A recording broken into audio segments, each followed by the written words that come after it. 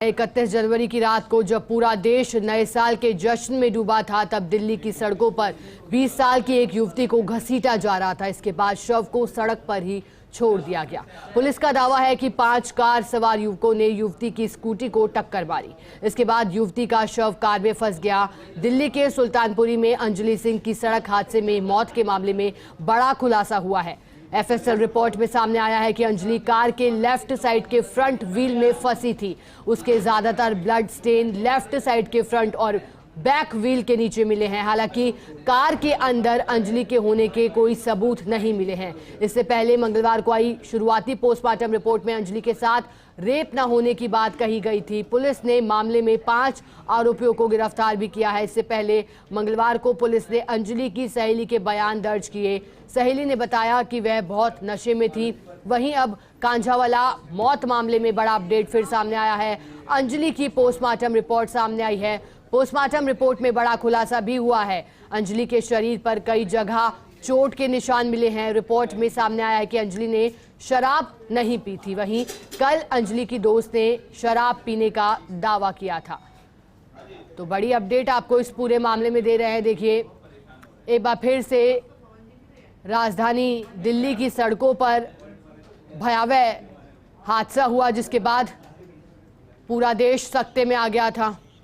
और चलिए, इसी पर अधिक जानकारी के लिए देने के लिए हमारे साथ दिल्ली से संवाददाता आनंद जुड़ गए हैं। आनंद, देखिए, लगातार इस मामले में कई बड़े अपडेट आ रहे हैं। आपसे जानना चाहेंगे फिलहाल और क्या ताजा अपडेट इस पूरे मामले पर।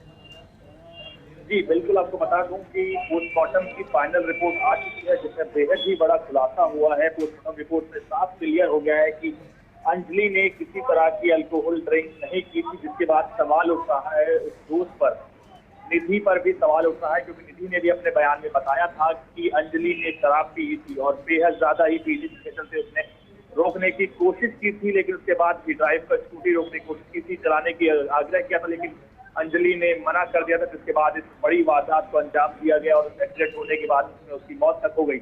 और लगातार मैंने खुद बात की थी उस होटल स्टाफ से, जिन्होंने भी बताया था कि होटल रूम में दोनों ने शराब पी थी, लेकिन पोस्टमार्टम रिपोर्ट इसके पूरी तरह से विपरीत आई है। जिसके बाद परिजन लगातार पुलिस की थ्योरी पर सवाल खड़े कर रहे हैं कि पुलिस लगातार इस मामले को हिट एंड रन के तौर पर देख रही है, लेकिन जबकि ये कुछ और है। और लगातार इसको इनिशियली 304 में जिसमें पुलिस ने FIR दर्ज की है, उसको 302 या तो 304 होता है। आपको बता दूं कि अटेम्प्ट टू मर्डर, गैर इरादाना हत्या, लेकिन 302 मर्डर के रूप में दर्ज कराने जाते हैं, जिसकी लगातार वो विरोध कर रहे हैं और लगातार पुलिस प्रशासन से अपील कर रहे हैं। और अभी इस मामले में एक अपडेट और है। कुछ देर पहले भी दिल्ली के उप मुख्यमंत्री मनीष सिसोदिया अंजलि के घर आए थे, जिन्होंने उनको आर्थिक तौर पर मदद के साथ साथ फाइनेंशियली मदद और उसके साथ लॉयर प्रोवाइड कराने की सहूलियत का ऐलान किया है। लेकिन सबसे बड़ी देखने वाली बात ये होगी कि इस परिजन को कब तक इंसाफ मिलता है।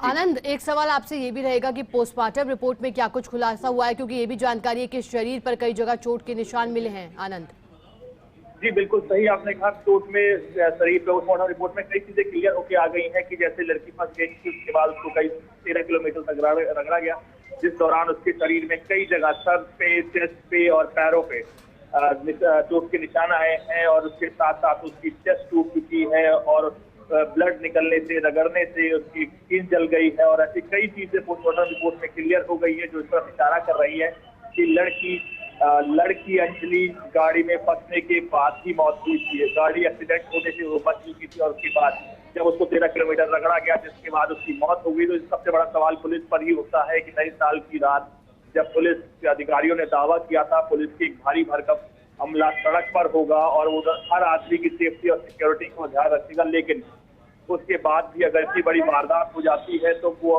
सवाल है दिल्ली पुलिस पर, जो लगातार दावे बड़े बड़े करती है, लेकिन असलियत जिससे बेहद ही उल्टी है। और आप देख सकते हैं इतनी बड़ी वारदात दिल्ली के दिल में हो जाती है, तो इससे सवाल ये मौत कुछ अंजलि के साथ साथ कुछ विश्वास की भी मौत है, जिसको विश्वास रखते हुए हम रात में बेचैन होकर सोते हैं।